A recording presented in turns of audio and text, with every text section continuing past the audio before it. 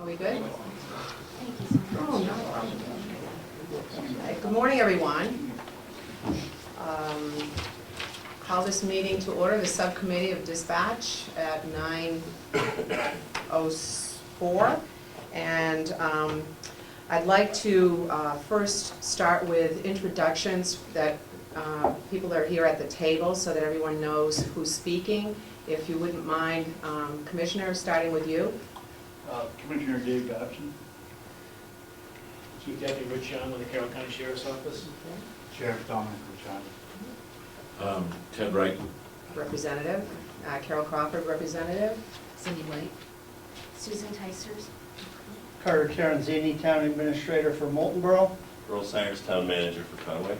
And we also have Joel Mudgett, who's Chairman of the Board of Selectmen in Moultonboro. And I'm not sure who our other guests are. If they'd like to introduce themselves, if they're here for this meeting for comments, you could just give your name, I'd appreciate it. Chief Adam Thompson, Tuftonboro Fire, also representing Ossipee Valley Mutual Aid Chairman. Thank you. John Arruda, Town of Madison, Selectmen. Thank you. Les Babb, Town of Freedom Selectman. Ken Fifield, Chief of Wakefield Police. Thanks. Kathleen Vizard, Town Administrator for the Town of Albany. Thank you. Mike Santuccio, Sheriff's Office. Andy Shagoury, Tuftonboro Police. Thank you. Keith Brown, Supervisor, Communications. Thanks very much. Okay, so we have minutes from our last meeting. There's a draft. All of you received a copy. I wanted to know if there is any comments or any corrections or anything that you want to add or delete from those minutes before we accept them. Anyone? Did a good job, Ted. Thanks. And I'd make a motion to accept the minutes of our last meeting of August 26th. Do I have a motion? I wasn't here. Okay. Second? Are we supposed to? Well, I wrote them. So I'll second them. I'll second them. All those in favor? Aye. All right. Okay, and now accept it. Thank you very much. We have a presentation that I'd like to do first before we have public comment, because I think it's important that we look at what Carter Terenzini did for the figures and what his explanation for this PowerPoint before we have a discussion or a debate, I should say, on numbers and amounts and so forth. And so if Carter, if you wouldn't mind doing that, I'd appreciate it. And if everybody could get on this side, if they can see it. I'm not sure, Sheriff and Rich, if you can see it from there, you're fine. We've given out two documents. One is the full memo with the exhibits. The second is a copy of what's going up here today.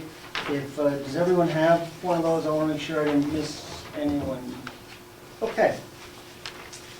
So following on the last meeting, the steps that we've gone through in this, it was initiated by a request of Conway, Moultonboro, and Wolfboro that the county consider implementing a fee-for-service model for financing dispatch services as a matter of equity to those three towns. Step one was to confirm and reconfirm, which the Sheriff's Office provided us with a list of whom they dispatch for and in what fashion, primary, secondary, fire, EMS, and the like.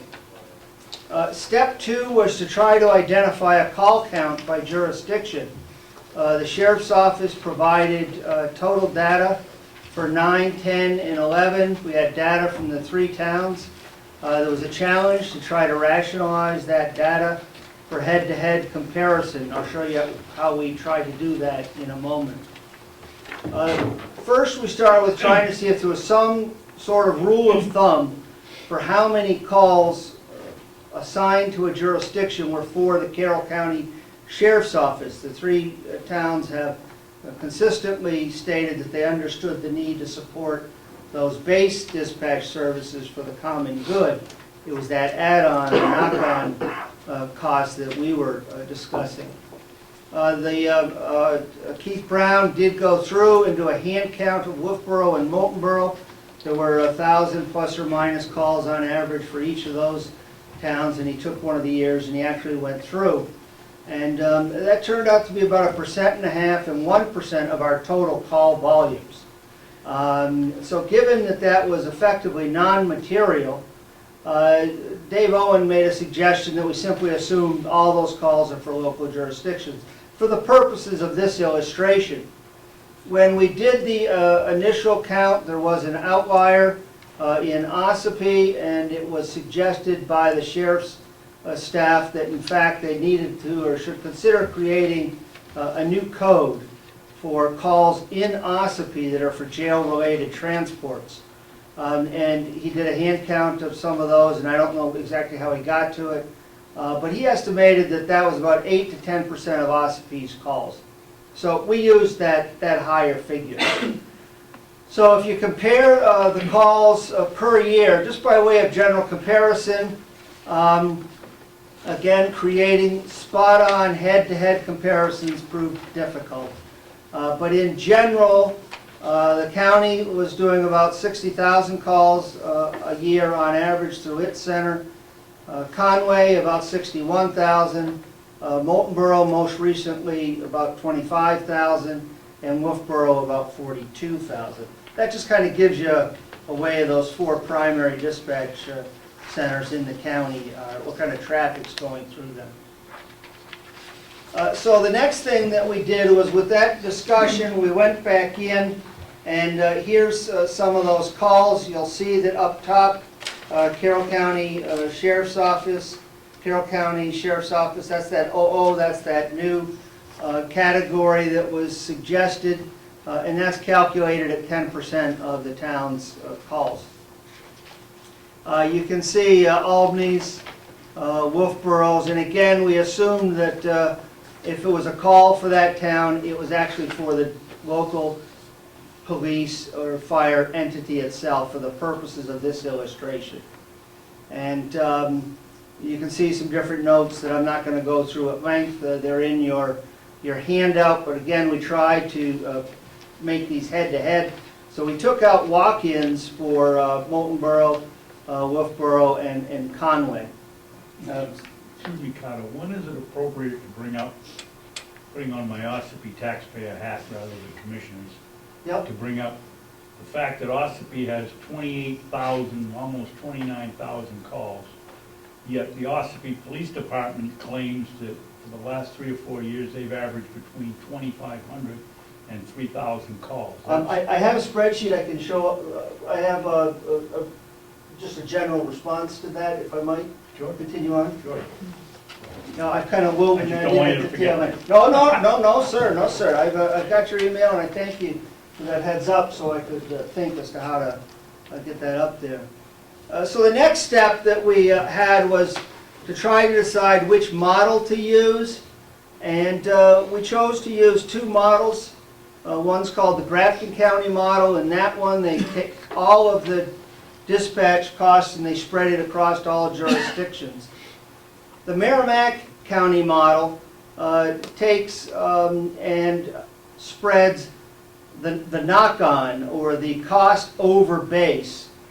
So they kind of settled upon how much it takes them to support county services alone, and they then have calculated what the additional agencies are, and that add-on, knock-on, or the plus over base, however you want to refer to that, is distributed. It is important to note that any new revenue from a fee-for-service does reduce the county tax to be raised, and so a shift to fee-for-service is not all new cost to the community, and I'll show that in a moment. So the next thing that we did was decide the county tax apportionment to use. Kathy Gary was kind enough to send me this table that showed the proportion of the county tax each jurisdiction paid over the last 3 years, and we've used the most recent, the 2012 proportion for these calculations. Now, under the Grafton County Model, and we have a spreadsheet we're going to put up in a moment that shows if there is a change in a jurisdiction's numbers, how that impacts the whole thing. So in this case, to the extent those numbers are agreed as being accurate, the county itself is about 32% of the calls. The local jurisdictions are about 68% of the calls.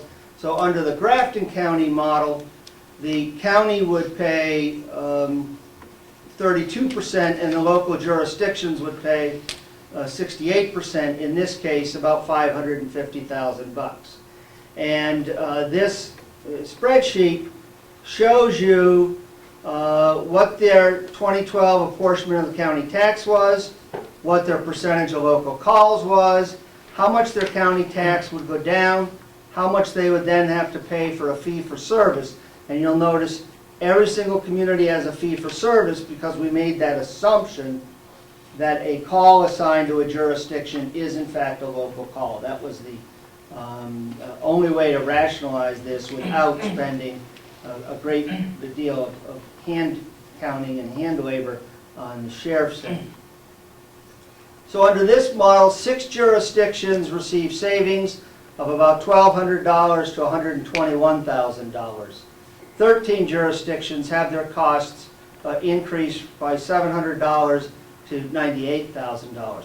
All of that, of course, is dependent upon the baseline numbers that are being accurate, or at least being agreed as to a reasonable way to distribute those costs. Again, Grafton County, all costs spread across all jurisdictions. Then we populated the spreadsheet using the Merrimack County model.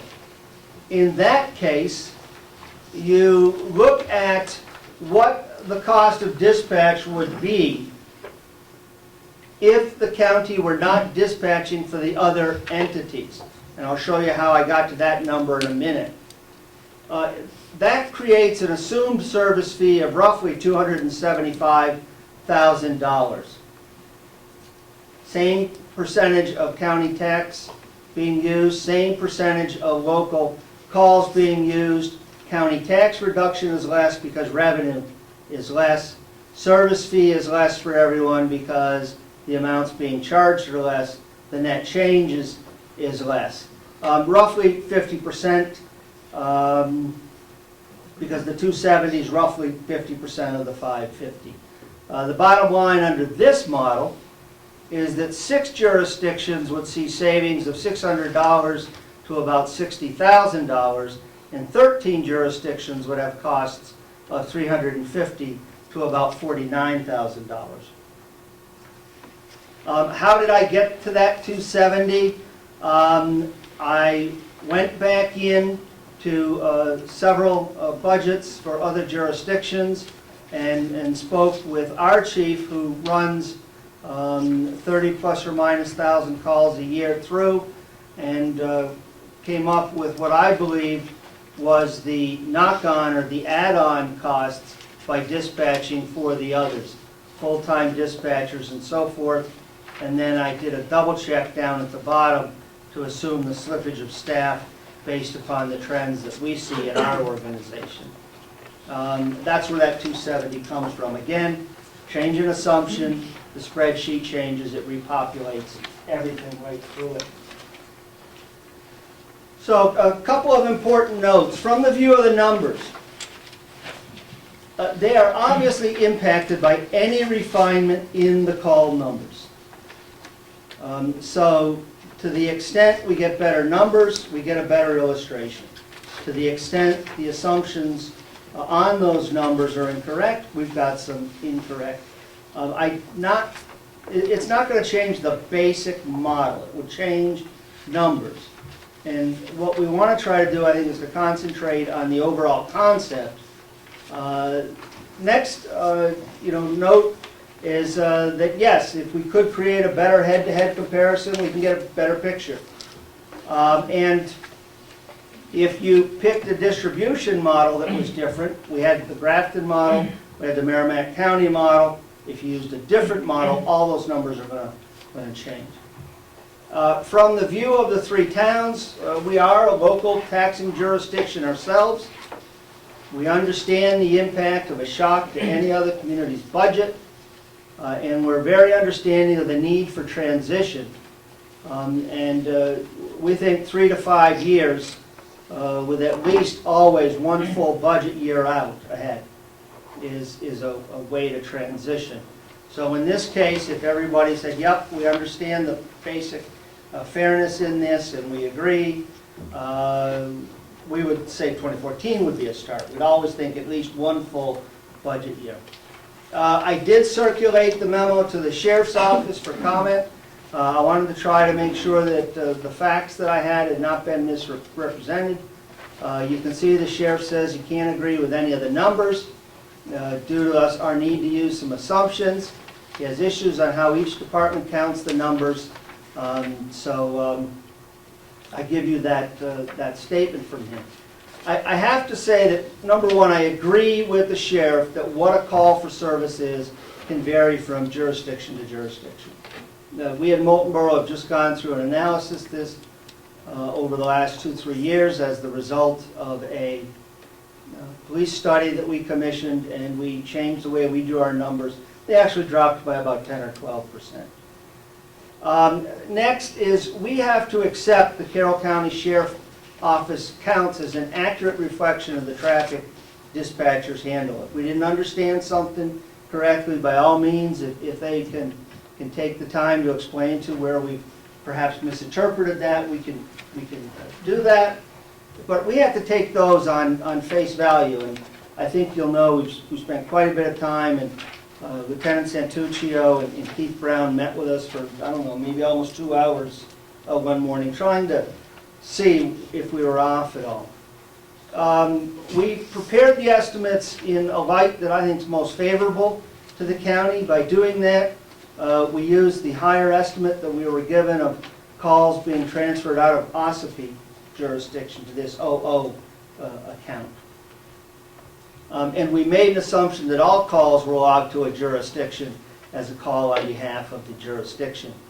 I think that, again, if the data is off somewhere and someone can explain that to us, we can certainly do that. But it's the best available data that I'm told that's there, short of going in and hand counting everything. And frankly, I don't think you're going to get a much better picture for all of that effort. And the illustrations are a reasonable basis, I think, for conceptual discussions. Finally, I do want to thank Lieutenant Santuccio and Keith Brown for all of their efforts. Now, I should have said next to finally, because there is one thing that I want to throw up here that speaks to a question that we got this morning here. And that was a jurisdiction wondered, or had some question, I should say, about the numbers assigned to them. And again, I want to go back to, we have to take at face value the numbers that we got from the county. So this spreadsheet is tabbed with the county tax, the agency served, all of those exhibits and illustrations that you saw is in this one spreadsheet. And it shows, for instance, under the Grafton County Model, the Ossipee bill is substantial. It's $98,000 based upon those numbers. But let me go back here for a moment, and let's say for a moment that there is something wrong in the data.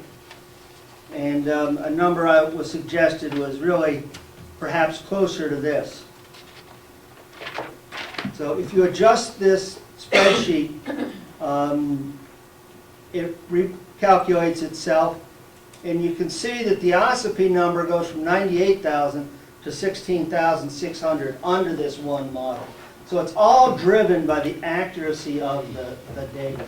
So, Commissioner, that goes to your question. We had to take at face value the sheriff's numbers, and to the extent that those can be refined in any way, obviously this is going to get repopulated, and you can see what happens from there. And the same is pardon?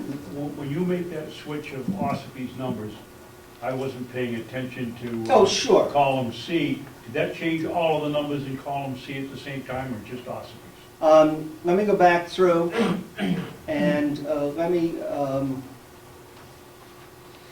Obviously, if. Let me show you what happened. So $80,000, that's. Ossopee's is 9,600, yes, it does. Let's just look at Moultonboro's 121 for the moment, okay? Put into. So let's say that Ossipee goes to 3,000.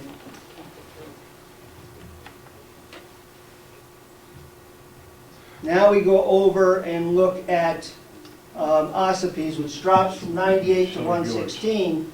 The savings for Moultonboro goes from 121 to 113. Every single community or jurisdiction is repopulated once you have a different number. So I wanted to show that. We have questions, There, though. and- Carter, can you hold one second? Sure. You had a question I first. think the sheriff's gonna speak to it, unless he'd like me to, but.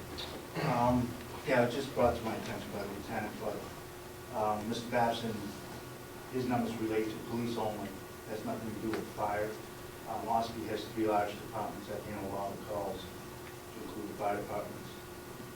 So I think that's not telling you a true tale as far as the Ossipee numbers. Just as a side note to that, and I'm pretty sure it's been covered in the meetings, but just to clarify, the numbers for any town listed are towns where we take the call. It's not an agency-defined number. If someone's driving up Route 16 and says that they just hit a bear in Ossipee, that is an Ossipee call. If someone gets a flat tire and the officer comes across in Ossipee and requests a wrecker through us, that is an Ossipee call. It's not reflecting the Ossipee Police Department, it's not reflecting the Tuftonboro Fire Department, it's not reflecting the Sheriff's Office. It is a town where the call took place. We are not any one agency dispatch currently, so it's where the call takes place. Thank you. Chief? I don't want to cut myself off because I do want to speak later to 6 points, and I'll try to be brief on those, but I just have a little objection to, in the middle of the presentation, that this is the time we all can put in our own numbers, which shows exactly the flaw of this system, is we're now going to manipulate the numbers before we've even finished the presentation. So if anybody wants to take a poll, I'll throw in 5 calls for Wakefield. I mean, this is ridiculous. I think. Let's finish the presentation and then we can speak, but this is a good illustration of how this whole Ponzi scheme is not accurate. I appreciate that comment. You'll see that the number has been returned to 9618. The purpose of that was not to change numbers in this spreadsheet at this moment in time, based solely upon what someone said. The purpose was to try to show that as numbers change or as they get refined, this model can repopulate itself and it can work with whatever it is.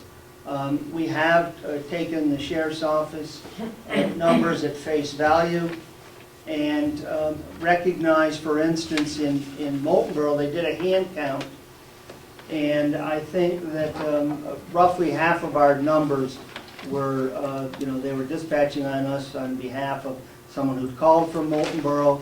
They were transferring to Fish and Game on our behalf. Whereas the others were basically to deputies for something. And that is, under the current software, very difficult to sort out. And the choice was to either try to ask the sheriff's office to take all that time, which frankly I don't think is going to improve the basic illustration that much. It's not worth the effort. Or an assumption that in any jurisdiction it's probably non-material, and that's what we did for this illustration. Again, I think the most important thing here is the illustration, not specific numbers. Now I'll open it up for questions. Whoever wants to. Who wants to be first? Chief, go ahead. I might as well get it out of the way and throw the grenade now. But Have a seat. I thank you for allowing me to speak to this. I just have several fundamental issues with the whole thing, and I apologize if I call it a scheme, but that's what it seems to me. It really does seem like a Ponzi scheme. And The reason I say that is not to take away from someone's hard work. I understand there's hard work here and there's people passionate on both sides. But first of all, the whole thing, we heard talk about don't pay attention to the numbers, let's talk about the concept itself. And see if we all agree on the concept first, and then we'll talk about the numbers later. Let me speak to the concept. I think the concept itself would be okay if you didn't just cherry pick dispatch. So we're only talking about dispatch now because that suits our towns. But we're not going to talk about the county attorney budget, we're not going to talk about the nursing home budget, we're not going to talk about the jail budget, we're not going to talk about services from the sheriff's department budget. We're not going to talk about the jail budget. We're not going to talk about county attorney time. We're not going to divide any of these other costs. But dispatch, because we didn't choose to use sheriff's department to dispatch, we're going to talk about that. That's cherry picking. It's cherry picking the county budget. You can't cherry pick the county budget. It's a county budget. It's paid by county taxes. If you want dispatch, you're welcome to it. But if you choose not to take another service, all of a sudden we're going to cherry pick that service too. So it's either an all or nothing thing is fair. So if we're talking about fairness. So that's the first point. I have some real constitution with the matrix on the fee schedule. Now, my discussions with the sheriff were that he doesn't agree with the figures on the base figures for what it costs to dispatch. And I'm sure the sheriff will talk further to this, but even if you didn't service the add-ons, if you call them, this actuary assumes that the sheriff's department can run on about $250,000 a year and do all the services other than the add-ons. I think that's a phony number. The sheriff doesn't agree with that, and I don't see that that could happen. You would need, in real-life situations, if you're handling all the different matrices and you didn't handle these other things, you would at least need 2 people on duty all the time, and other occasions 3. So the numbers are skewed way off, in my estimation. It's only my opinion. And I think it's also the sheriff's opinion too. He is the sheriff. Beyond that, so we're taking a whole county dispatch budget. And we're also not talking about when you broadcast across an entire county, you need a little more equipment than you do in a local municipality. So there's a lot more equipment that's bought here. Those are fixed costs. Those are not going to change. And the maintenance on those fixed costs are not going to change. So you can't take the whole county budget and just say, oh, we do our own, we'll just divide it up. That's simple, sweet cherry picking for the few towns that are making out here. But if you're going to broadcast with radio equipment across an entire county and get someone to hear on the other end, you need much more sophisticated equipment than you do in the town of Wolfboro or Moultonboro that only goes to the borders of their town. And those costs will always be high, and you need them, but you can't. So that's another example of cherry picking. So first of all, I don't think the concept's fair, unless you're going to divide the costs up in all the other things. I mean, how many extra county attorney assistants do we need because Moultonboro has more cases than Hart's location? Should Moultonboro pay for each case they take up to the county attorney? Let's all do it fair. You know, you got to do it across the board if you're going to do. You can't just cherry pick what you don't use for services. I mean, that's my biggest thing on that. I also think the base is way off. I think you made assumptions based on the base, based on how you would run and what the cost to Moultonboro dispatch are. Those same assumptions can't carry over to a county dispatch service. So there's too many assumptions there. The other, and that's major. There's only 4 counties in the 10-county system that do this. That's because it works out for those counties, and they made that choice, and maybe ultimately will make that choice. But Our county is rural law enforcement. We save money by pooling our resources together.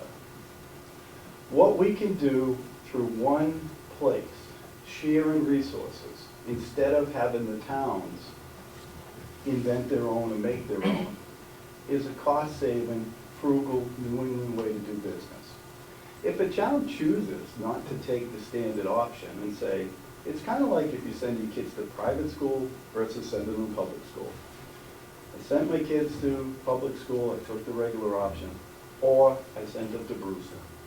But when you go to Brewster, you can't say, I want a rebate on my taxes.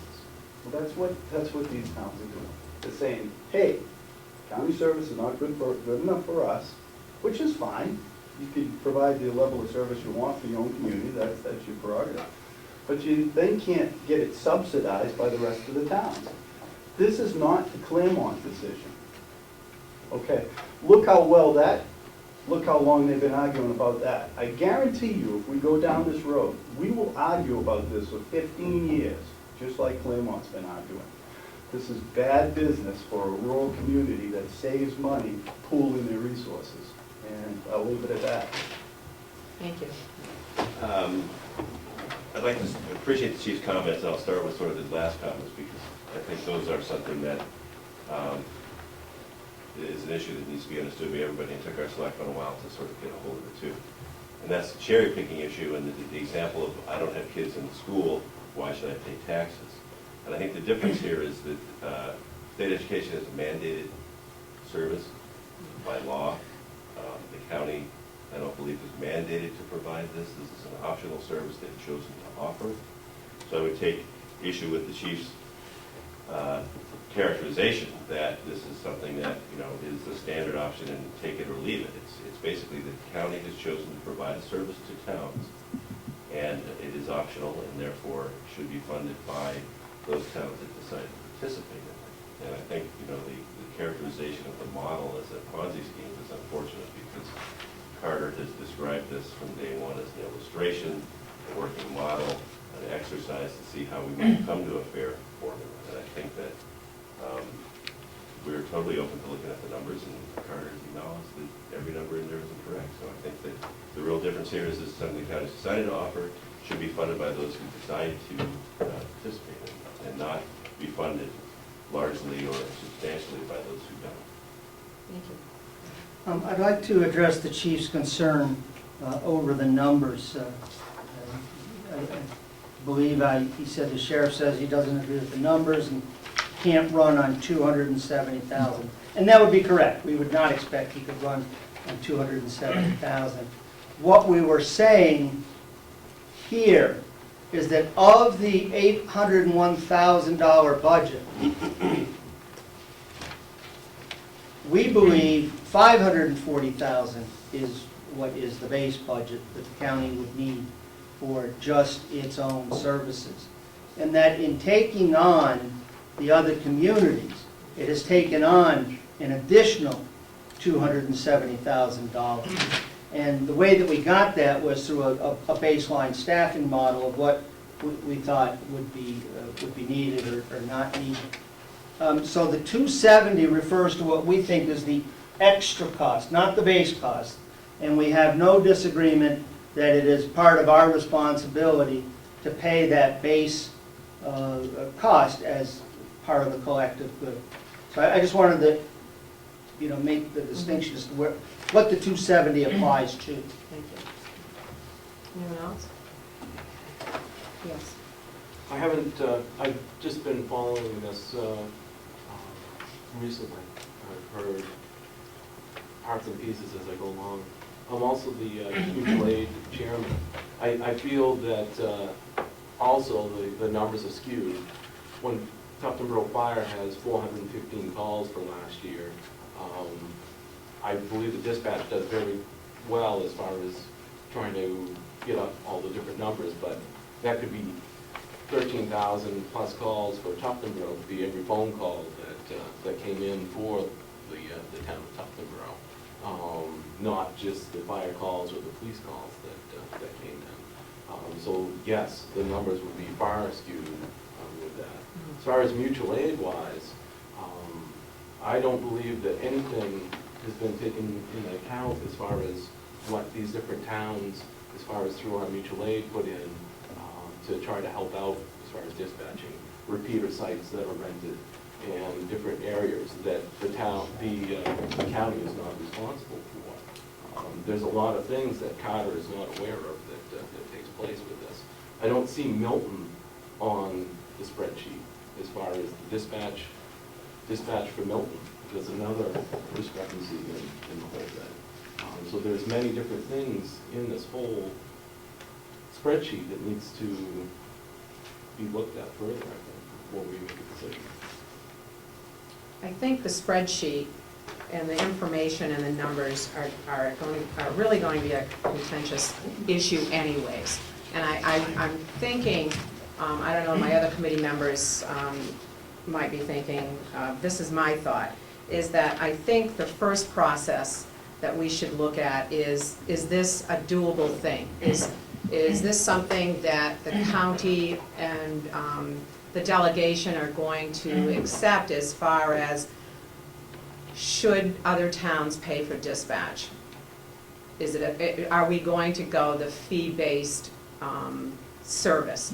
I think that's the first issue, is if the delegation says forget it, we want to keep it just the way it is, then this is really a moot point. If the delegation agrees that maybe we should look at a fee-based product, and it would be, they feel that's fair for all towns to look at what their call services to, and what the sheriff's department does for them. If they want to look in depth, we have a model here to start from. But I think, and I asked my fellow committee members, do you feel that the first process really is to see how the delegation is going to be receptive to this, or if they're not? I'd hate to put more time and effort into the whole thing if they're going to turn it down. If I could, Ted, what do you think?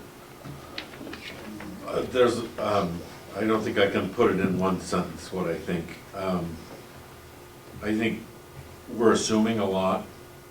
I think it's not easy to separate the data that we've got because this is the first time it's been put forward.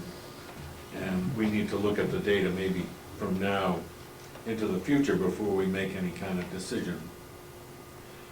There's just too many flaws with what we're seeing for data. There's just too many arguments against what they're seeing. So, but to your point, I think it's important that the delegation's going to look to us for some type of a recommendation. Right. And we really need to consider this Mm-hmm. as it stands before we present it. I don't know if that helps you any, but. Well, sort of. Syndi?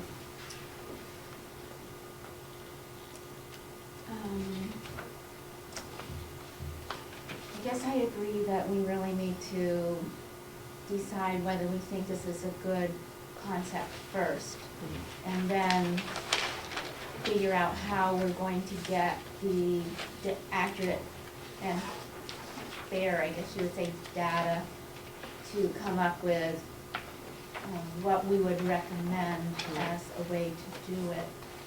I'm not real clear on timeline for this.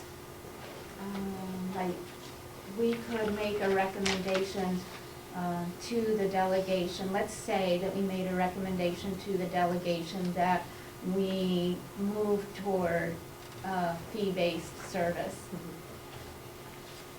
We could not, in my opinion, realistically come up with a model that works in time for the next budget cycle. So I'm wondering if there's anything more we can do. I'm just wondering how to structure the process so another delegation doesn't have to start over from the beginning. But I'm not sure that we can come up with a complete, firm proposal in time for the next cycle. I think we have two separate things that we need to look at, and the big one, I think, regardless of what the numbers come out with, is the philosophy behind the whole thing, what we just heard, the arguments, pro and con. And I think for the delegation, that's gonna be the first thing to look at before we even get to the numbers of how we're going to look at how many calls come in, or what the fee schedule should look like, or any of that kind of thing. And I think that's the hard part, because we could make a recommendation saying that this is what we could go with. But I think that regardless of that, it would be the four of us coming up with what we think in terms of philosophy. I think that kind of thing is what has to go to the delegation, and that's where, regardless of what we come as a recommendation, that's where the big arguments are going to take place. Because I think people feel passionately one way or the other.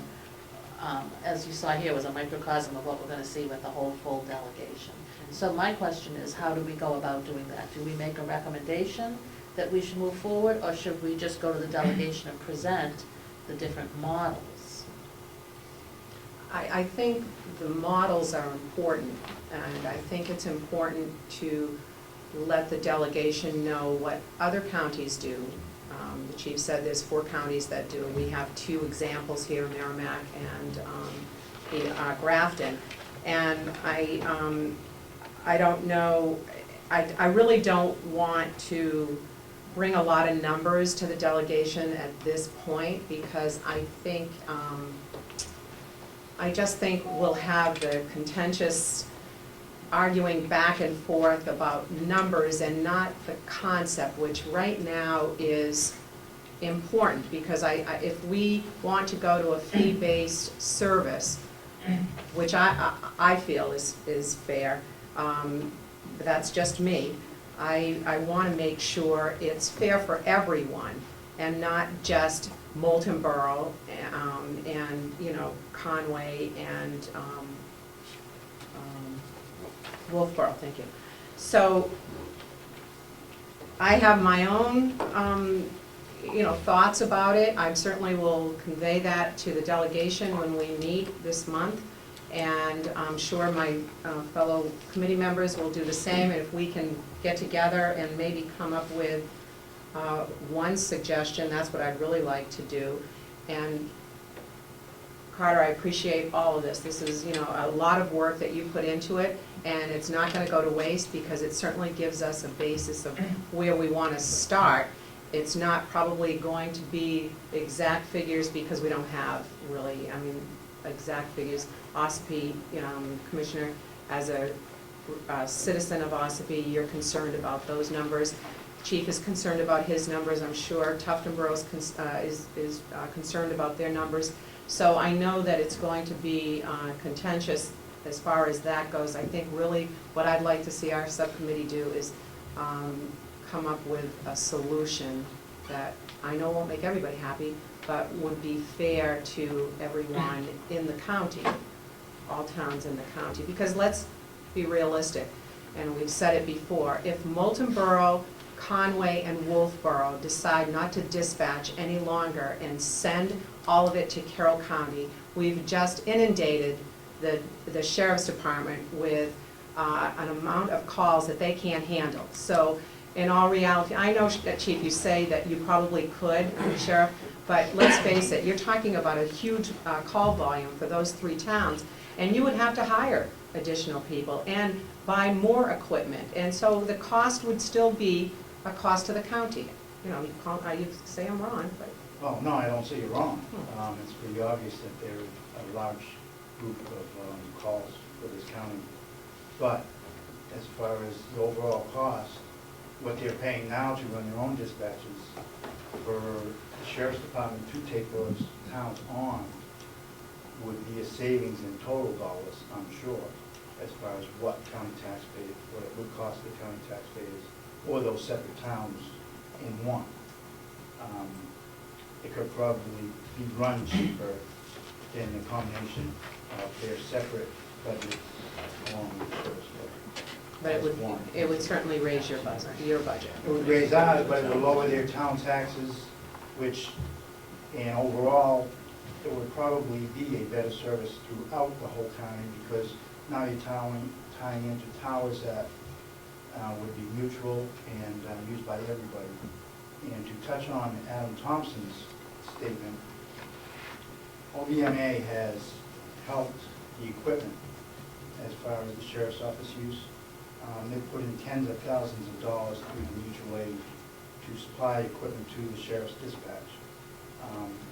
So somehow, shape, or form, that has to be included into this formula, because a lot of it really isn't county tax dollars as far as it's coming from the mutual aid, and it helps out everybody using it, to include the 3 towns that have their own dispatches, because the fire departments back up every town in the county as each other, so.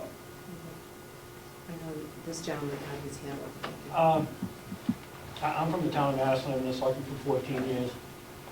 I'm a big fan of centralization as opposed to decentralization. 2 years ago, we entered into an agreement with Freedom and Tamworth at the Needham for ambulance service, first time it's ever been done. Saved the town of Madison $250,000 over a 5-year contract. That is a small piece of centralization as opposed to everybody out there trying to run their own contract. I agree with the sheriff, absolutely. We should be putting it more to the center. What happens if we start peeling away a couple of the big towns now, and then the next thing you know, Wakefield now wants to have their own dispatch because, well, if we're paying this much more money, why don't we have our own dispatch? Then we are literally taking it apart, and then it's going to really fall and burn on small towns where you're going to sit there and you're going to say like, well, Ossipee's pulling out, they're going to have their own dispatch, and Wakefield will pull out, have their own dispatch. Well, that doesn't make any sense at all. I just soon give that guy more money and run the whole show one time, and you got full coverage. Remember, Carroll County is a rural neighborhood. It's a small town anywhere else. Conway, Mount Washington Valley is a small town anywhere. And we have 18,000 people in the whole Mount Washington Valley. Thank you. So, Just one. This is an easy program for anybody, and I understand that. The Sheriff's Department's got a big job, no argument, they're trying to dispatch for a whole bunch of people. But the number one reason why Moultonboro's here today is a few years back, before the present sheriff, we were going to go to county for dispatch for our police department. And we were told they could not handle it. They would have to get more equipment. They have areas you do not reach into Moultonboro, like blind spots, dead spots, whatever you wish to call them. And if we were going to do it, it would be at least a year out. And then we got thinking about it. Well, we're paying 23% of the county budget as it is. Now, if we're going to start buying more equipment, and more equipment, and more equipment, we're paying damn near a quarter, no matter how you look at it. At what point do we want to see what's fair and what isn't fair? And I understand what you're all saying. It's a great idea to have all of this and everybody works together, but there comes a point that the sugar daddy's getting hurt. And when we're paying that big portion of the county budget, it is not fair. Thank you. Just one illustration on the swap of services. I know that's a big concern. Wakefield for years, I'll just give you a history lesson. Wakefield for years was dispatched by county when they were, much smaller, a lot of them. Then we went to state police. When we went to state police didn't raise their budget. They just took us on. And then years later, when I became chief, I said, state, it's too far. State police is dismantling their dispatch. I went back to the county. The county didn't increase its budget when we went on, and we're so-called one of the big ones. They didn't put on, when I went to the sheriff then, which before Domenic, they didn't increase the budget. But now, we did help out. Now, one thing that we did do, and we're talking about sharing costs and stuff, we got an $18,000 grant, which helped out with the county dispatch communications and stuff. So you know, that was to help with equipment costs. But a perfect illustration of not changing the budget was Wakefield. We added on there, their budget didn't change $1 from when we went to Troop B to county. And guess what? It didn't save Troop B $1 when we left them. So there are costs, there is a certain amount that you can absorb anyways. And yes, if you flood it, costs will go up, but then they go down on the other end, like the sheriff said.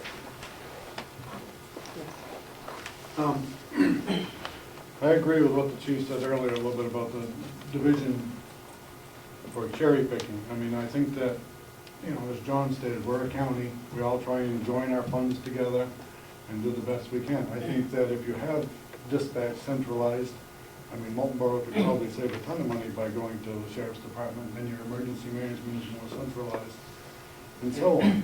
I think when you start pulling it apart, and you start separating your tax, I mean, taxes basically aren't fair anyway, no matter how you look at it. They're not. I live on a state road. I pay the town, you know, road tax. I mean, in North Conway, if they didn't collect the road tax from all those businesses along Route 16 that are on the state road, oh my God, they wouldn't be able to live there. And I think that when you start pulling it apart, you're gonna have town against town instead of all the towns trying to work together. I mean, we've got enough of that in Washington now. I just think that, you know, a tax is a tax, is a service that's available. I think it's a good thing to do. I think when you start dividing things, you just really, we put town against town. I mean, we were fortunate, Madison and Tamworth and Eaton worked with us on our ambulance contract. I would like to see the county more incorporated instead of starting subdividing. I mean, if you want to subdivide stuff out and cherry pick stuff out, and you start pulling the courts apart, or you start looking at average daily attendance at the jail, I think Conway, for example, would probably have such a hit in their budget that they wouldn't know what to do if they had to pay per prisoner, or they had to pay per mile for all the prisoners to go from the county jail to Northern Carroll County Court. Then you got to fund that court, so if you're going to do, you know, pay to play, you know, a lot of the burden of that court cost would come back on Conway, I'm sure. I mean, I just think that, you know, if you're going to make things equitable, that's a great thing and it's a wonderful thing, but I think you may spend more of the county's money and more of all of our money to try and make it equitable than you are to keep it the way it is and to move forward. I just would point out again the difference between mandated service and optional service. The other thing is, none of this discussion about how this service is funded would do anything to hinder and might actually promote regional cooperation. If the town of Conway at some point decides to save money and joins with the county, that would be a great thing. The fact of the matter is, once that happens, on the current funding formula, other towns' tax rate's going to go up, the tax pay's going to go up to help fund the addition of new costs to the county. So. I don't think anyone here believes that it's cherry picking per se, because I think everyone here believes that it's the common good for the nursing home and the common good for the courts and the common good for all of us to pay those taxes for those functions. You're talking about a dispatch service, and I don't think there's anyone here who disagrees that we should be paying for the sheriff to dispatch for the sheriff's department. I think that is what we, you know, that's what we should be doing because we are a county. I think where the division is that that Moultonboro, Conway, and Wolfboro are paying for Wakefield to have dispatching, for Tuftonboro, for all of the other towns listed, because they aren't dispatching themselves. And okay, that's fine. I think that's okay to do. But I think for the 3 towns that pay 50% of your taxes for the whole county, that's really what it is, 50% when you add how much Moultonboro pays, Wolfboro pays, and Conway pays, that I think we're just asking for a little relief and I live in Moultonboro, so am I a little bit, yeah, I am a little bit prejudiced, sure I am. But I feel, even when I was a selectman in Moultonboro, that it was, we talked about it and we were hoping that maybe something, a better solution could come, and that, yeah, the county could come together and say, you know, it really isn't fair for those three towns to be paying the majority of the dispatch bill when they don't even use the dispatch. We use the jail, we use the county attorney, we use all of those things, and I just don't want you to feel that we're picking or wanting to just pick and choose what we want to pay. I think that's, we're just looking for a little bit of relief, and we're not looking for it instantly either. Chief? I think it is cherry picking, because I don't see, first off, there's 4 counties. You only have 2 up there. Secondly, for some reason, it looks like to me, maybe Carter can answer this, walk-ins were deleted from the calls? We did. Well, you don't think we have walk-ins too that generate calls? We do. The walk-ins are not handled by the dispatch. They do generate calls for the most dispatch part. too. And we can add those back in. If you have a walk-in that generates a call to dispatch, that's traffic for dispatch. We can certainly, if your walk-in numbers are in there, we can certainly add ours back in. That has been the challenge of rationalizing all these numbers. But if your walk-in numbers generated a call to dispatch for record keeping or something else, then by all means, we can simply add ours back in, and that will give you that head to head. Very easy to do. I think it's cherry picking. I think it's selectively doing it. I think it's ignoring some of the times that they have used our dispatches. For example, when Moultonboro radios, telephones are down, the calls are transferred automatically to Carroll County. When Moultonboro remodeled their dispatch center, they used Carroll County's dispatch trailer. I believe Conway has used the dispatch trailer too. I just don't think that's how New Hampshire works, where you just pit town against town and be so divisive. I think we cooperatively help. I just don't think, and it goes back to cherry picking. You can sit there and say it's a constitutional mandate that for the common good for education, but I think people can make the same argument that don't send their kids to school, that we should get our tax money back. It's the same argument.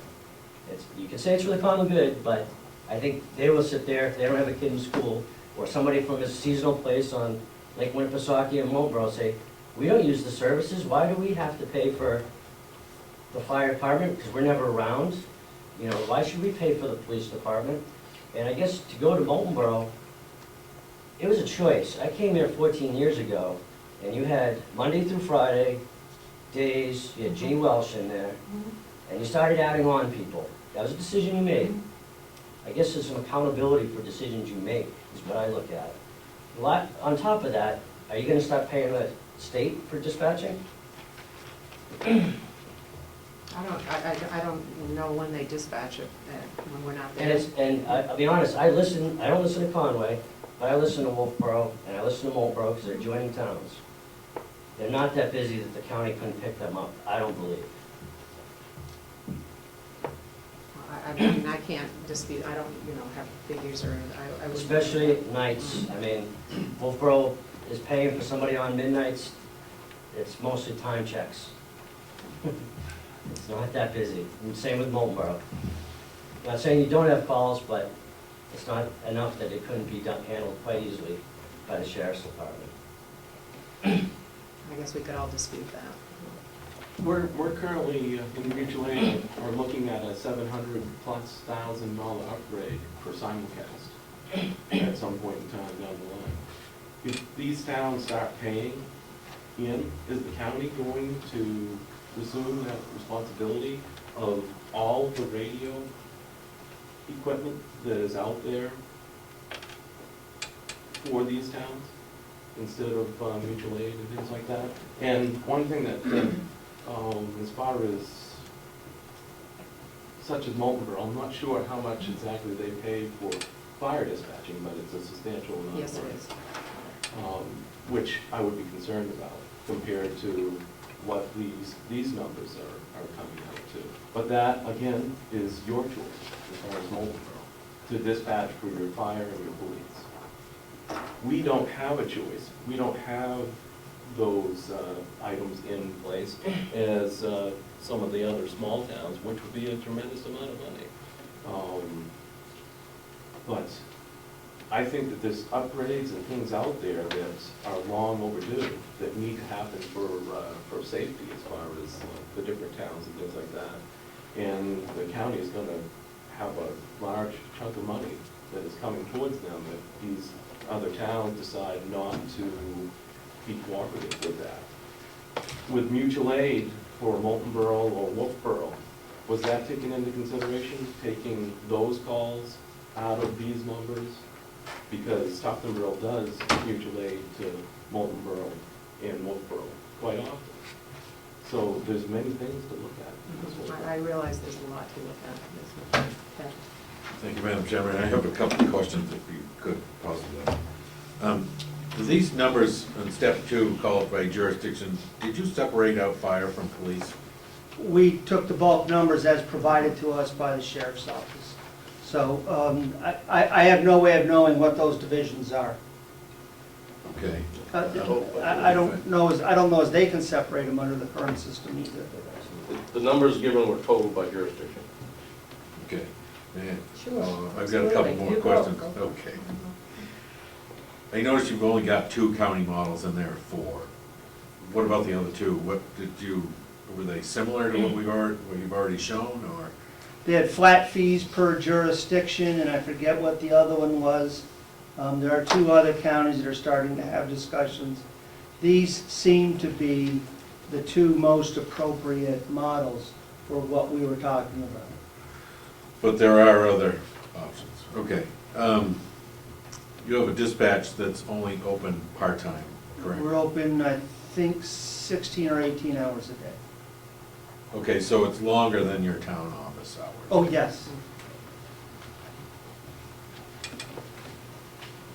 And so at night you go over to Troop E, I believe so. State Police. And are you aware that they're gonna eventually discontinue that service? Yes. And what would be your position at that point? Well, the chief and I are working on a couple of different plans, and we haven't settled upon one just yet, but it does include adding some dispatch hours as one option. Okay, and last question. You mentioned that when you initially started your dispatch, that you had gone to the county and asked for their services, which I assume you were already getting. No, it's not when we started our dispatch, it's when, a few years ago, we talked about eliminating more of our Okay, dispatch. and they were, And we were told, at the time, different sheriff, no argument, that they did not have the personnel or the equipment to take that on. right, understandably, they had a situation as it was, and they would have to do some updating to accommodate that. But when you decided to establish your dispatch, do you remember that? Do you recall that? I How long has Moultonboro been doing their own Richie, dispatch? no? I don't know. It's a long time. I mean, it's, More than 10 years. yeah. It was back when we started the public safety building. It Yeah, was, so the that's- building was in Actually, 2000. That's, Yeah, that's 2000. more than 10 years. So, and there's nobody around that remembers what the situation was when they decided to do their own dispatch? Because that's really not that long ago, in the framework of Sure. how long dispatch We can go has back been. and recheck that, but Okay, that my would be really understanding is that important it's to me. more than 10 years. Oh, yeah. Fair enough, but I guess my point is that this was a decision that Moultonboro made on their own to establish their own dispatch. And what I'm getting at is, how did that decision come about? We had our What was the own, root of the we had our reason? own dispatch for portions of the day, but we already did that. When we went to the new building, we expanded those hours, but I will get you that. Okay, that would be great. That's it, thank you. Sure. I guess most towns can dispatch themselves through a base radio in the police department. Freedom has a base radio that they can talk to their own Right, staff, right. for the most part. Wakefield had a similar thing to how Moultonboro started. It's spots where you can do a nationwide check on the motor vehicle checks and all that, that none of these towns, other than the 3 towns, have in place. Actually, Wakefield does have a spot. So That's where added costs and enlarging your dispatch for each town will have to happen. Does it make sense? No. It's here and available. Moultonboro, apparently from what I can tell, was given bogus numbers when they asked to come on with us a couple of years ago. We looked at those numbers, and it would basically cost nothing for Moultonboro to come dispatch through us, thus saving them $84,000 in their fire budget for their dispatch. So things can be done, and as it was brought up, Wolfboro, Moultonboro at nighttime, I feel the sheriff's office could handle them at night without any increase at all. So I think there's a whole lot of things that really have to be looked at, and this knowledge has to be put out to people other than the three towns that obviously would benefit from any change in the fee-based system.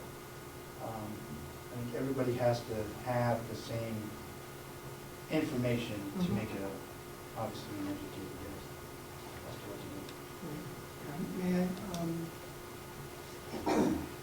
I, at the time, we wanted to move our night dispatch, that's true. We were told that that couldn't be done, and that's true that that's what we were told.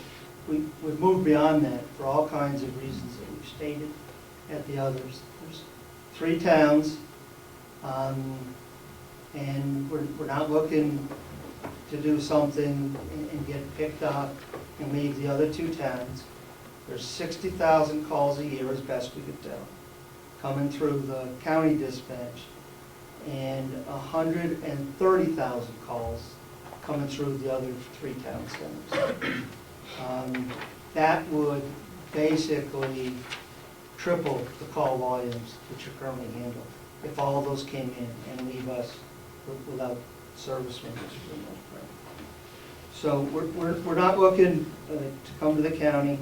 We're not looking to bring our fire into the conversation. That's a long-established partnership. That's a settled matter, I think I can safely say, from the town's perspective. We think this is a matter of basic fairness and equity, where we are paying so that other communities may have a subsidy to their taxpayers.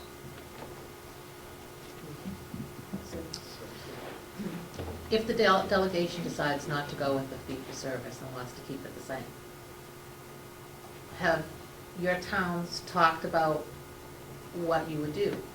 Would you keep the services that you're providing now with dispatch for your towns, or would you go with the county?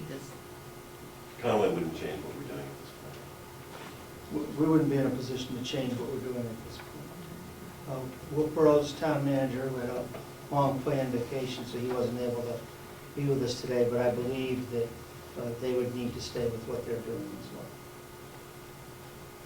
And if the delegation, if this became a real issue in terms of concept and philosophy and all that, one of the things the delegation could they do is decide not to provide dispatch at all because it is an elected kind of, it's a choice kind of thing to provide, or does the county have to provide dispatch? I think the county has to definitely just have dispatch for the sheriff, right? I think it's the 2-level thing For the again, town, yeah. certainly for your operations. Oh, you for have his, to be yes, able to do operations, that, but- not necessarily for other entities. But they don't have to provide it for the towns, that's just something our county does, or Well, I does every think county you- in the state do it? I think you, unless you're gonna, I don't know how they would all get up and running, because you're facing a negligence that Right. you're doing it, you just can't shut it off. Does every county in the state provide No. that All but service? one county. And what does that county do? Do they, What's the Actually, I'm not town? They sure. get dispatched by a local municipality. Sullivan so each town in that county provides their own? Is that how they do it? County. I'm sure there's one larger that handles a lot. Yeah, I just want to bring up, sir, you brought up your ambulance, that you got together with your towns to Yes. have your ambulance. Well, Moultonboro did that also, way back, and we got together with Sandwich, Meredith, Center Harbor, and Moultonboro. The 4 towns got together and figured that we could do a better job at supplying ambulance service at a better price by doing that, which was a good thing. But what we also decided was Meredith had a heck of a lot more calls than Moultonboro, Center Harbor, and Sandwich. And Moultonboro had more calls than Sandwich and Center Harbor. So to be fair, what we did is we sat down and we did a fee-based contract, meaning we paid one price, all of us paid the same price for actually having the ambulance service. And then every year, we went back and got numbers. How many calls did Meredith have? How many did Center Harbor? How many did Sandwich and Moultonboro? And Moultonboro chose to house that ambulance for nothing, for 0 fee, so that it would be close for the town of Sandwich, so that they didn't have to come from Meredith, because the ambulance is based in Meredith. And that has worked out extremely well. And I don't know, how many years has that been, Joel? Like 10? Long time. A long time. And we felt it was fair, because Moultonboro always gets the raw end of the stick because of our assessed value. Yes, everybody says we're a rich town. We're property rich, we're not income rich. So we do have, we always get our services by our assessed value and not by how much we use it. And so when we did the ambulance contract, that was fair to everybody. Sandwich pays a very little amount for that, Center Harbor the same, and Meredith definitely pays more for that ambulance service than Moultonboro. So, and that's the first time since I've been in politics that anyone ever sat down and said, let's do it fairly, so that if you're not using the service as much as another town, then you're gonna pay less. If you're using that service more, then you're gonna pay a little bit more. But we all pay a base fee to actually have the ambulance service there. So I think that's kind of what we're kind of looking at. I mean, I could be wrong, but I think that's what we're trying to see. Commissioner? Thank you, Madam Chairman. If you were gonna go in that direction, what would you think it's fair to base the base cost on your assessed value? For the dispatch service? If you were gonna go to a different system where you were gonna, as you explained in your ambulance example, Right. if you were going to do that, would you consider assessed value a reasonable way to begin how each town would be assessed a base value? Well, I know If not, what would you do? I know that they do that for mutual aid, for Lakes Region Mutual Aid. They have, I don't know, 3 criterias for the, Correct. yeah. So they do assessed value, they do population and call volume, right? Okay. Okay, so that's how. Assessed value, call volume, and what else? Assessed value, population, and call volume. And you know how that's broken down? We'll have to get you that form. They've worked on that over the years. It used to be really skewed, and then, everybody started complaining about it, so they kept going back and doing different That is formulas. available online on their website. Pardon me? Their formula is available Is it? online on their website. But as far as this, I'm not sure. I always, I hate that assessed value portion, but I'm not sure. Sure. Just speaking on that, the 2011 figures for that. From Lakes Region? Yeah, for Lakes Region. Bristol, who is far less populated than Moultonboro, they had basically the same exact total calls for service. Moultonboro paid $84,000, Bristol paid $27,000. So I'm not sure how you say what we're doing is not fair when you've entered into an agreement, and obviously you're far lopsided with the same amount of calls.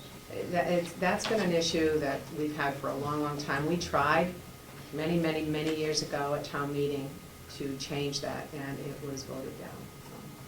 If I may, I think the sheriff has identified why it is fair.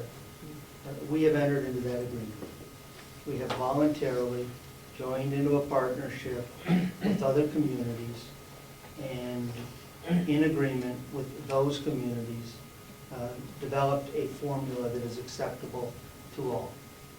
Paying a county tax to provide dispatch for other communities so that they may have a lower tax levy, subsidized by the additional tax levy that we pay we do not believe is fair, we do not believe it's voluntary, and we are not in agreement. A couple. The first one has to do with the technical fee-based system. How would that work? Is it billed yearly? Is it billed monthly? How is that billed for fee for service? And how would that be done in terms of service? I mean, I'm hearing so many questions and arguments about what the calls are and what the numbers really are and how do you measure that and then what do you, so how would that be broken down into a way that every town would understand it? Well, It would, and then how would you bill it? Every town has a different criteria for their call of service, right? I mean, it could be just picking up the phone could be a call of service. It could be dispatching a cruiser to an accident is a call for service. So, every town is different. We certainly found that out in the study that we did in Moultonboro on really what is call for service.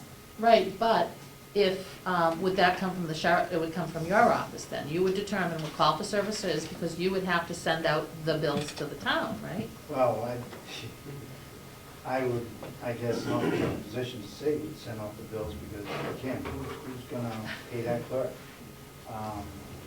And then call for service with the sheriff's office would be picking up the phone because if you didn't have to pick up the phone, then you probably didn't need that dispatcher.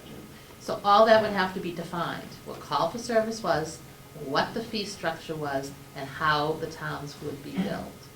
So I think that's how they do it in Merrimack. If I can, I'd like to separate it. A call is a call in terms of the sheriff's operations. He's got to pick up the phone, they got to pick up the money. That's a call. How that local police department turns that into calls for service is in the minds of many different chiefs. We've just gone through a process where, if you stopped a car, that was a call for service. If you gave him a ticket, that was a call for service. If you towed him, that was a call for service. And we've scrapped all that, and it's now everything related to that incident. But from the sheriff's perspective, I would think, you pick up the phone, you pick up the mic, that's a call. Now, the way... That's not true, so I just want to say. Okay, so we'd have to sort that out, but we're just going with the numbers. That's not even close to true, so. And the way that this could work, it does not require a great deal of billing. At the end of the year, calendar year, that's what you're on, sheriff produces a report, goes into a spreadsheet. Come July, August, that's the percentage. Comes July, August, the county can put the budget in that they're apportioning, whether it's the whole year, everything, or it's this add-on cost. And that can all lag because there's some time to make this happen. So for instance, in October, we get what our bill is going to be for a 12-month period. That 12-month period doesn't start till July of the next budget year. So we already know what half of the year is. And then we add that in, and we have that for our budgets. It's lagging information that drives the budget with substantial amounts of time to prepare and adjust for it. And we get a bill from the ambulance service once a month, could be quarterly, could be annually, whatever the county wanted to do, for 1/12, 1 quarter, or that month.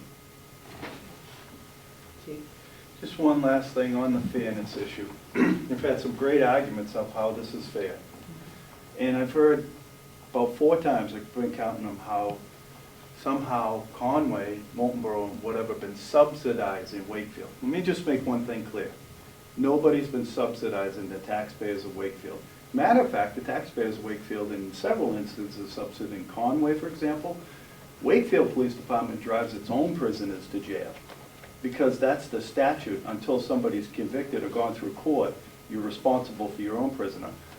And this is how we're all going to fight now. Conway doesn't.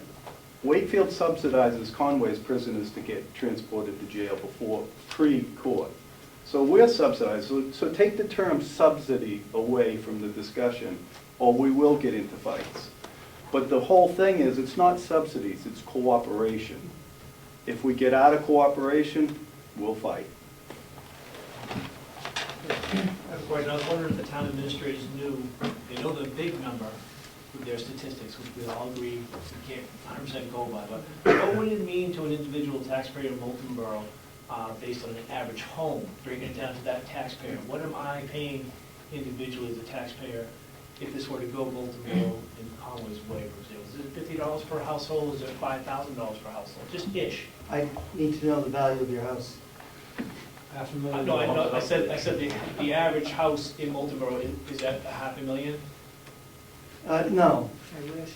Okay, what is it? No. For purposes of illustration, we generally tend to use $300,000. This, depending upon which one of these systems, is $15 on a house.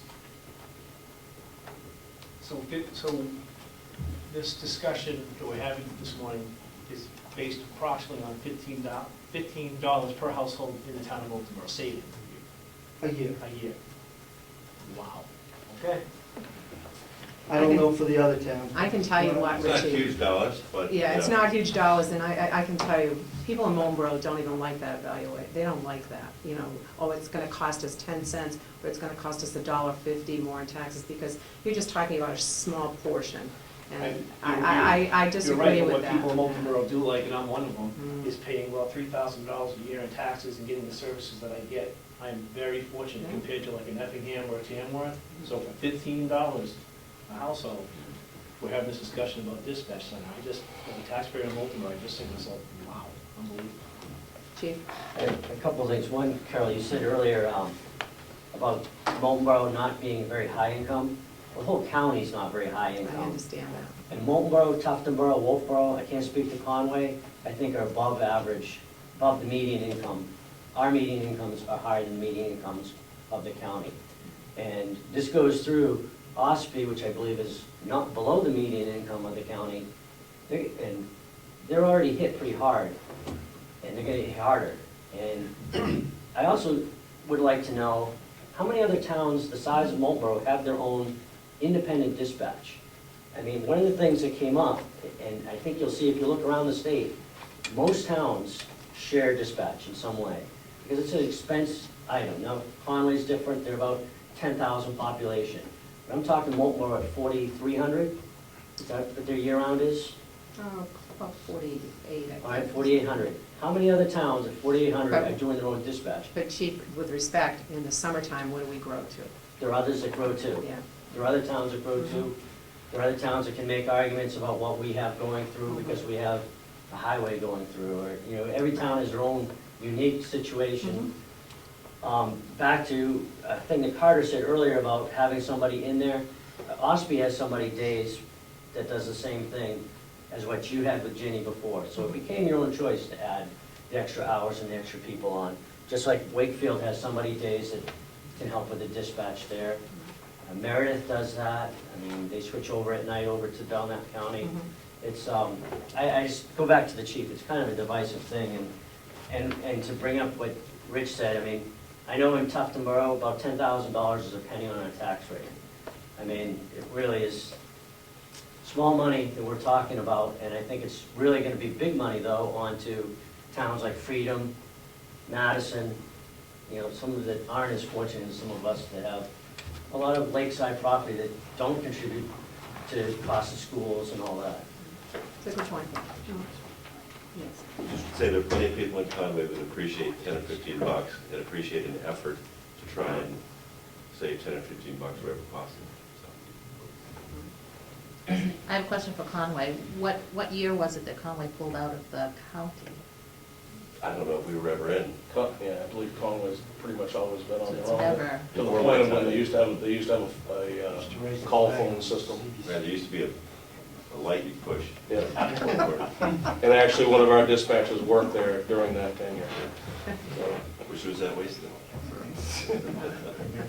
Belknap County's been mentioned here in relation to dispatching.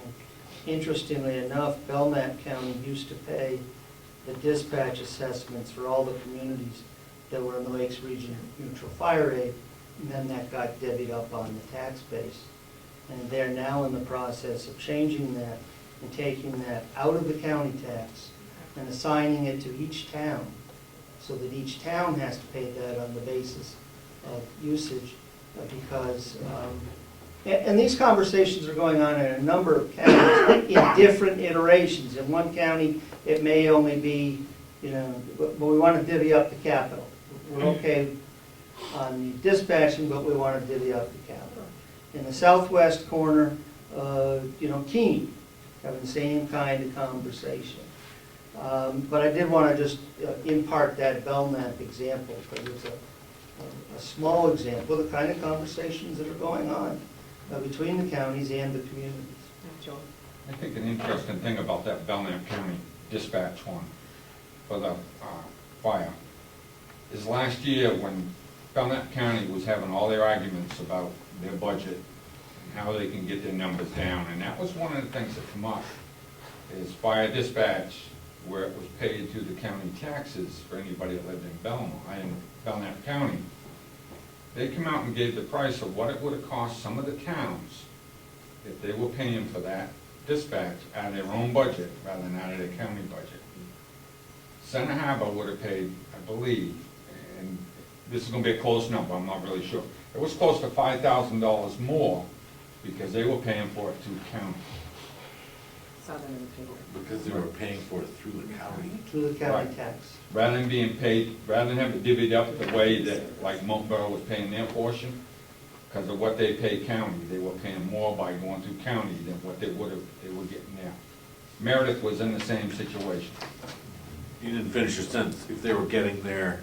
If they were getting the bill straight from dispatch and paying the bill, they were paying more for it because they were paying for it through their percentage of county rather than what they would have been. What's the argument?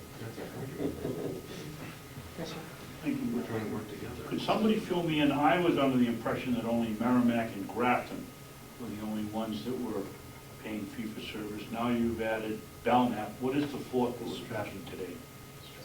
Stratford, I believe Stratford, according to Sheriff DuBois, was chief, they only pay for they have a capital reserve fund that the users contribute to the hardware, if you will. So, your radios, you need a new console, the people using the dispatch pay for the hardware. They don't pay for the personnel and phone lines and those sorts of things.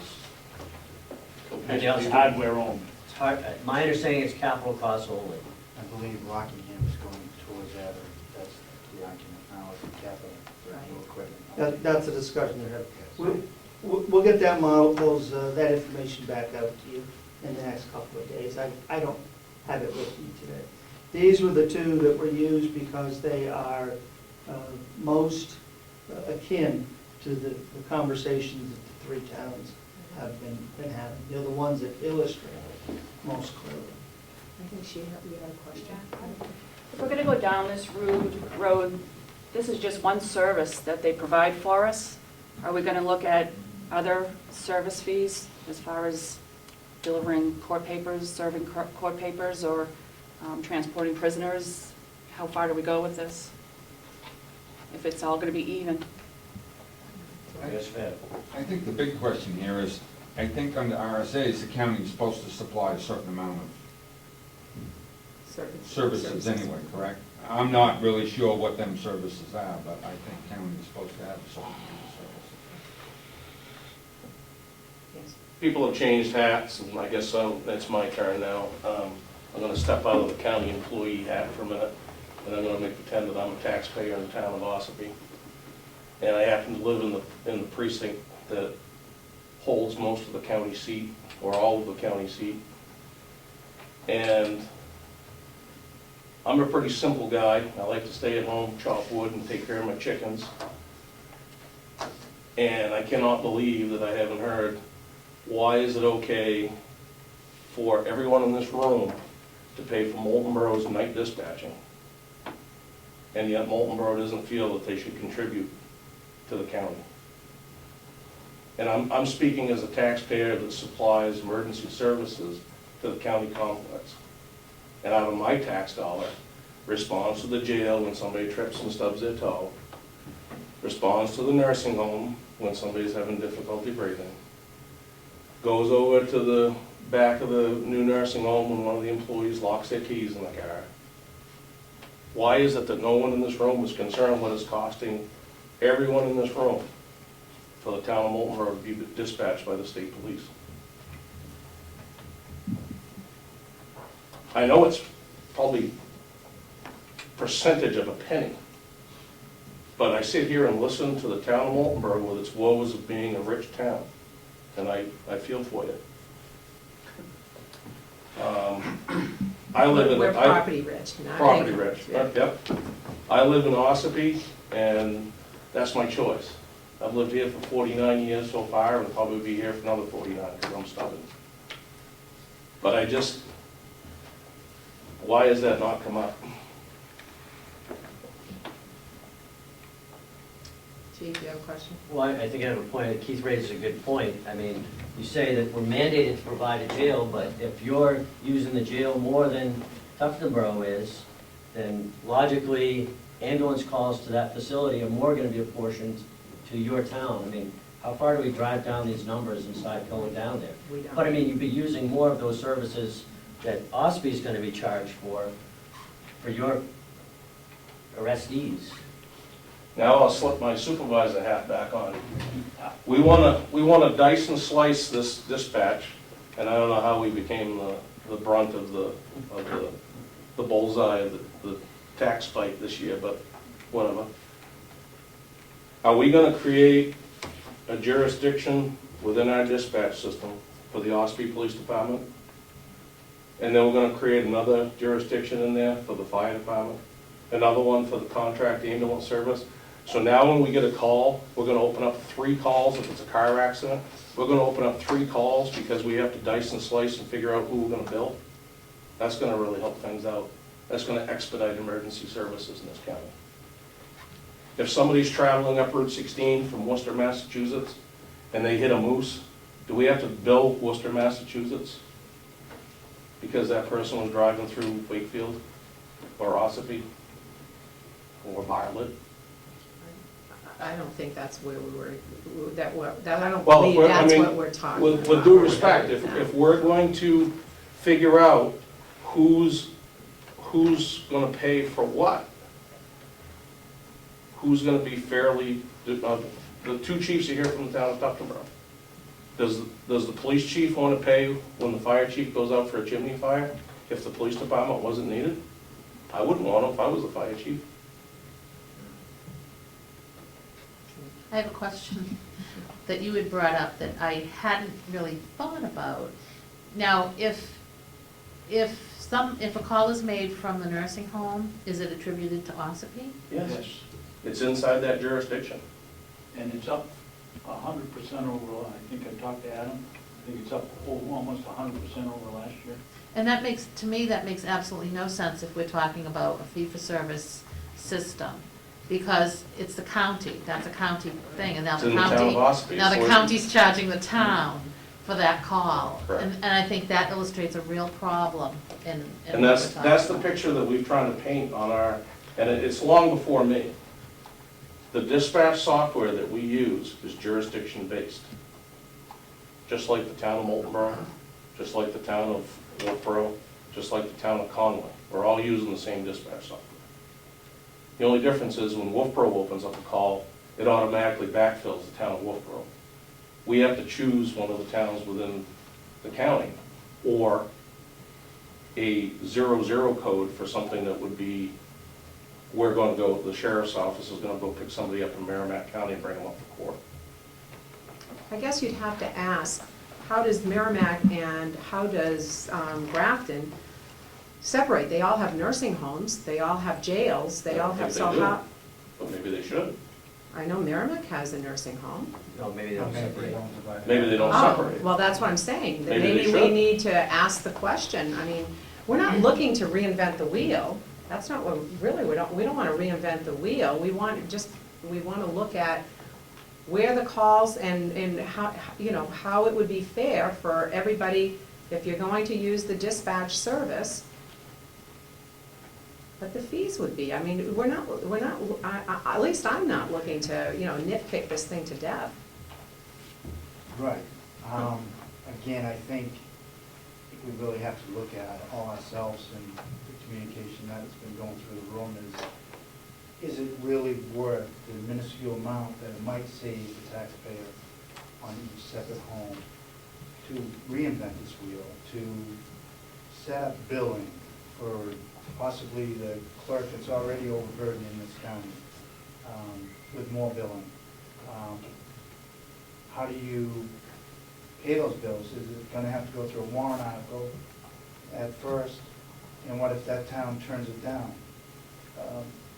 If they don't pay the bill, we can't shut them down from service. That's negligence. So I just think in the overall picture, in the end of this, is it really worth the effort to change this whole system that is working pretty well and can even get better if the three towns decide to come to us and we're all on the same unit and using the same resources and the same money pool to make it the best it can be. Just throw that out there. How would it work, I have a question, how would it work for everyone when and if Carroll County upgrades their system? Because I think you talked about an upgrade coming down the line at some point in time, to a system, give me a dollar figure just off the top of your head. Like, is it 300,000, is it, you know, more than that? It's right now, to replace the consoles, which every county in the state is doing in the next couple of years. And to upgrade the towers so we have simulcast and everything else, so it will work tremendously better and be safety, user-friendly. We're probably looking at, from the numbers I've gotten, close to around $500,000. Okay, so I believe Rockingham is looking at that right now, am I correct? Yes. Carter? Because they are upgrading their system and it's a substantial amount of money. And I think that's where the fee base kind of is working in Rockingham, because those towns that aren't using that dispatch service are saying, okay, you're gonna upgrade your service to, you know, for $700,000 or $500,000, and we're gonna pay for something that we're not using. So when you upgrade your system for $500,000, the three towns will pay 50% of that. Is that? Yeah, is that, and what Derry is saying, and it's Derry that's driving this, is look, and I'm going to use the number of 500,000. We and some of the other towns aren't using this. 60% of the towns have chosen to use the county for dispatch. So 40% have chosen to use it. 60% of us haven't. So we think that this is what Derry is saying, should pay 60% of that. That's the base. That's what it takes for the common good. And those towns that are using the balance should pay for that balance separately and above that. That's what's driving that conversation in Derry right now. okay. Thank you, Madam Chairman. Sheriff, how much would it, could you give us some numbers maybe at some point that would indicate how much more it would cost you to upgrade so that you could service Conway, Moultonboro, and Wolfboro in that new upgrade? Yes, we could get those numbers. Commissioner? Thank you, Madam Chair. May I ask Keith a question? Sure. Keith, maybe I was the only one that didn't understand, but you made a statement, something like Wolfboro would backload when we were talking about receiving calls. What's that mean? Backfill or backload, you said? When in the current system that we're using for dispatching, when we open a call, we have to choose the town. And I was just saying the only difference is they're one town, so they automatically fill in that town. Oh, okay. Basically, I was just saying that we have to choose from one of the towns in the county. So if we ended up doing we're gonna do a Ossipee Police Department, a fire, an ambulance, then it would triple that choice of 16 jurisdictions now to triple that. Thank you. just remember that the sheriff's figures have nothing to do with the fire side. Correct. Nothing whatsoever, so that. Other than figure- the console. Other than the Yeah. console. Consoles. All the upgrades on the fire side are totally separate from. And if I may, just as a clarification for some that may not know, the reason why all the counties are going through this upgrade is because the current radio system that's used statewide is, in the next, I think, 14 months now, is no longer supported by the manufacturer, which means they no longer have to supply parts. And parts are also already scarce. So the counties are currently exploring the avenues of what to upgrade to. If the main argument and concern is to lower the tax rate in the towns that have their own dispatch, would your tax, wouldn't the taxes go down if you went with the county? Have you looked at that? The main argument is not necessarily about lowering taxes for the towns. It would help them. The main argument is about equity. And I'd like to, if I might, just speak to, well, it's only $15, why are we going through all this? We had an item in our budget, and this is going to sound silly, in which one department bought sunscreen for their employees. And we said, no. Employees take care of that themselves, and that little $100 came out of the budget. And this is inequitable, whether it's $5 to a house, or $15 to a house, or $25 for a house. And we believe this is an argument about equity. And we have built a system that we still continue to pay, not only our base, but for anything that goes through there that they assign to that jurisdiction. Those aren't even all of ours. We think this is about basic fairness and equity. So if it's unfair because of the valuation, is that where the problem lies, and is that where the solution should be directed? It's unfair because this is service above and beyond what Carroll County needs to require, needs to provide countywide for the benefit of all. It has created additional services to accommodate some, and we think that those that wanted it, that had the service created for it, above and beyond what the statute calls for, should pay for that service. Well, I agree with that.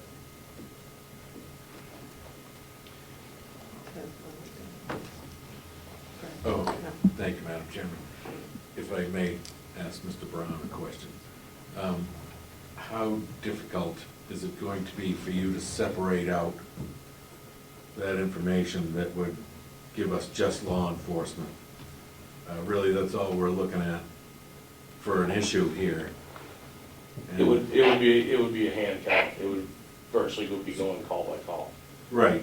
It's not something you can do with the software. No, it is, because some calls are assigned to an officer, those are very easily pulled.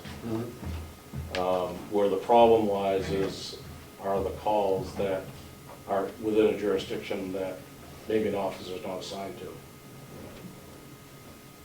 Which, and then you go to, it's extremely hard. I mean, we have people call up because they can't get a hold of the town office on a Sunday. Who'd have thought? But the town office isn't open on Sunday. And they want to know what time the dump's open. I mean, I know, I'm pretty sure in Ossipee that our town office is open on Sunday. Wait, no. But those are, so when you start looking at it, to answer your question, it would be call by call, basically. Correct me if I'm wrong, really, this issue is about law enforcement and the use of law enforcement dispatch. So, anything that, how do you separate that from fire? when you use Lakes Region Lakes Region. It's in order to separate it out, the issue is, if a call's in Moultonboro, was that call for a sheriff's officer performing sheriff's duties in Moultonboro? Because that is a baseline service that we need to provide across the county. Everything else is truly local. And that data, as he said, it's all blended together. So if they take a call for a bear that gets hit the road, they need to call Fish and Game, fire, anything. And that's the level that you have to go to, and that's the problem with the data. Chief? A couple of things. One, with the data, well, I guess one thing that the county's looking at is a multi-jurisdictional type of we all have one IMC, a software package. They changed the name to Perform, but it's same software package. It's capable of communicating with each other, so we can share information. But what will happen if we go to that, and this model's adopted, either of these models, those walk-in calls or calls that we handle internally at our department that don't generate a call are gonna cost us money. Because it's gonna be an additional call that would go, because now when we enter it, it would enter into the dispatch side of it. So we do our Good Morning program, for example. Somebody calls into our office, we log it at our office, it does not go to dispatch. In that case, that number now, if we go to the multi-agency that we're talking about to share information, be more efficient, is now gonna cost us money To take your own call. that would have taken our own call that we handled ourselves. Another thing that's not necessarily picked up is a couple, like, for example, not too long ago, Moultonboro had a stray dog with Tuftonboro tags, or a dog from Tuftonboro, I guess it didn't have tags, but a dog from Tuftonboro. They called us for a phone number. That generated a call for service for us. It was really a Moultonboro call. You know, I think it's hard to say it and be fair and equitable about that. And the other thing that happens, one of the reasons why we have a fair number of calls that perhaps other towns don't, is we don't have spots in our office. If I were to introduce the spots in our office, it might cut our calls significantly. And if we go to this type of thing and Ossipee still doesn't have spots, for example, they might get hit even more. Spots is state police online telecommunication system. So for example, if I get a pistol permit application, we send it up to Keith's office, and they run it. That generates a call for service for them, because they have to keep a log of that. But we've also generated a call for service for taking that pistol permit application, because we need that number to give them, show up a tracking history. So it kind of generates two calls. I could cut that back to one in my own spots. I'm saying, you could see towns playing numbers games to try and split their numbers and shift more of the costs onto other towns. There's ways of doing it to switch those numbers around that probably isn't beneficial in the whole. There's a biggie also. If I want to cut down on costs, and Ossipee has an accident on Route 16, a fatal, I just tell my officers, don't go help them because they'll charge us a call. So you can let them handle it themselves. You wouldn't do that. No, I wouldn't do that, but why should we, okay, now we'll be subsidizing Ossipee by helping them out on a fatal. The whole argument is dumb.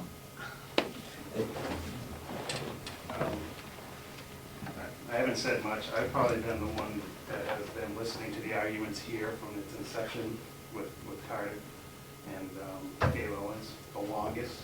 I've been here with the other administration. And when we talk about equity and the greater good, we're talking really about county government. And county government, and I live in Conway. I come from Conway. I worked at Conway PD for 14 years before I came down here. I personally didn't recognize how important the county government was and how much they did for the town of Conway, Moultonboro, Tuftonboro, and everybody. And if you're talking about equity, one thing that you had mentioned yourself was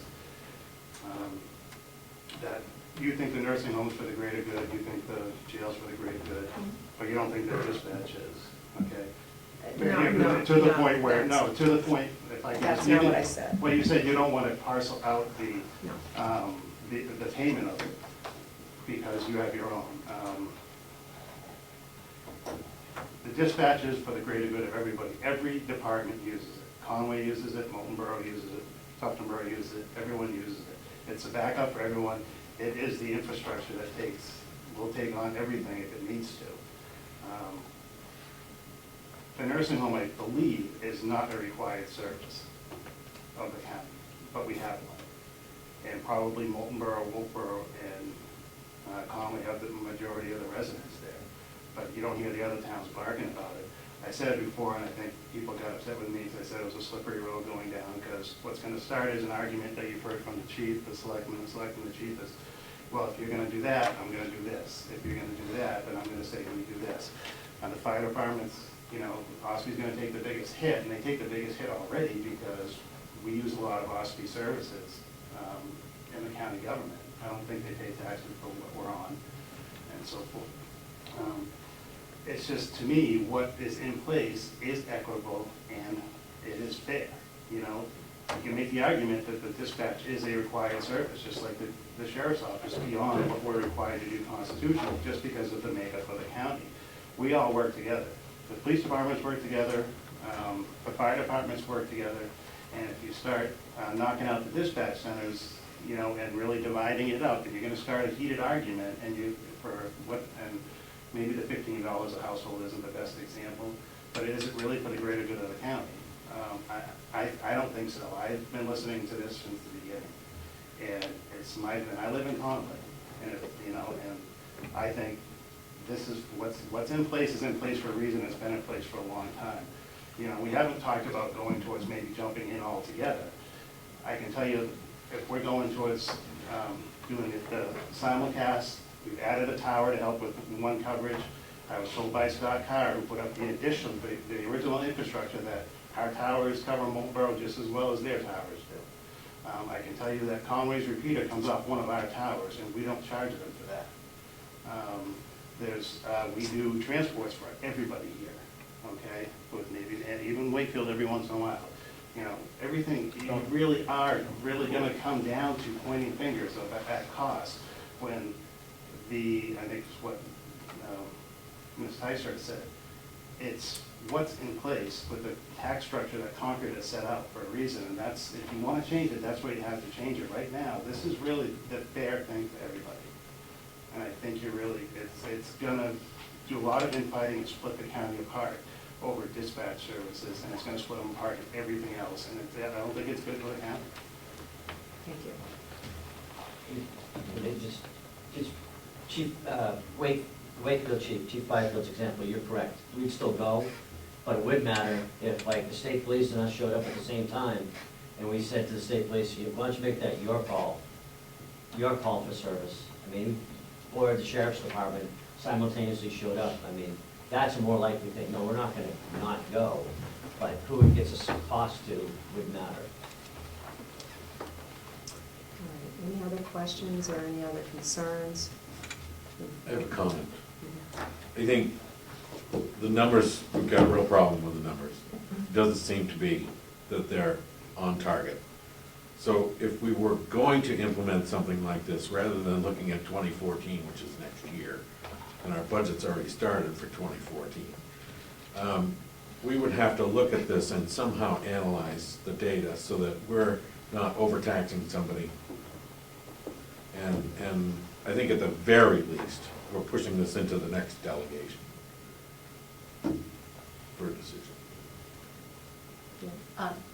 I agree with you on that, and I think that if the numbers are such a major issue, that what you need to do altogether is decide what your criteria is for the calls that you're gonna look at in terms of being able to come up with your base, to come up with your fee structure.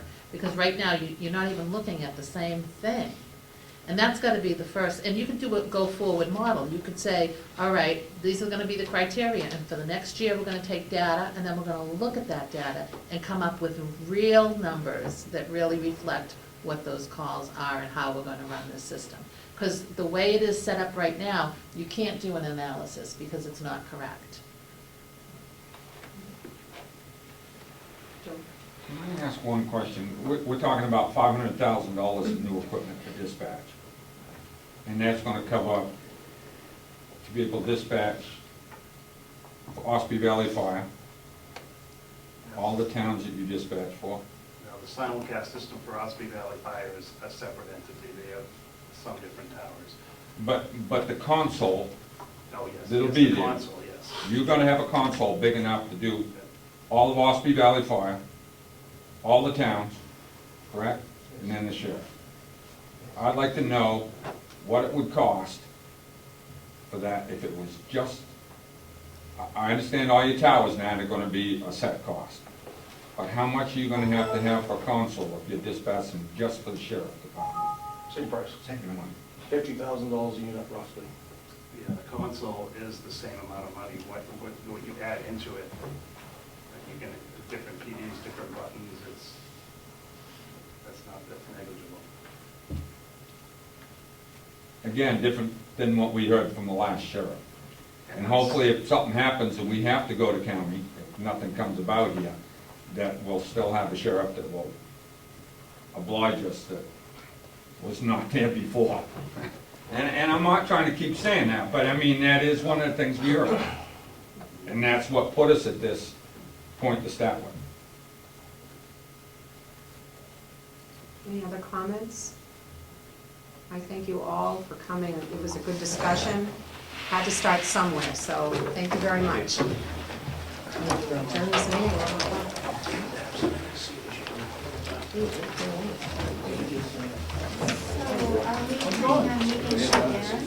Well, our delegation meeting is. And I only know one thing. When's our delegation? I couldn't get it the other day. Monday.